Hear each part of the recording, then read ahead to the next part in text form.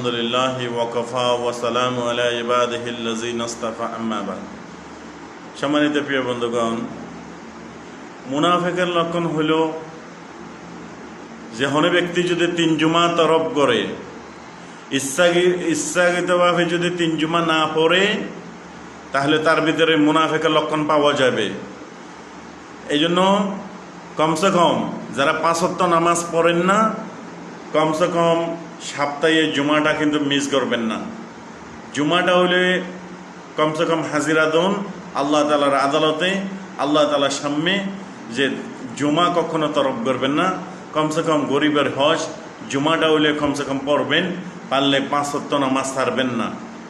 5 ওয়াক্ত নামাজকে বন্ধু বানিয়ে নেবেন, 5 ওয়াক্ত নামাজকে আপন বানিয়ে নেবেন। 5 ওয়াক্ত নামাজ হলে আপনার সাথে কবরে যাবে, 5 ওয়াক্ত নামাজ হলে আপনাকে জান্নাত পর্যন্ত পৌঁছাইয়া দিবে। মিফতাহুল জান্নাতিস সালাহ, এবং জান্নাতের চাবি হলো নামাজ।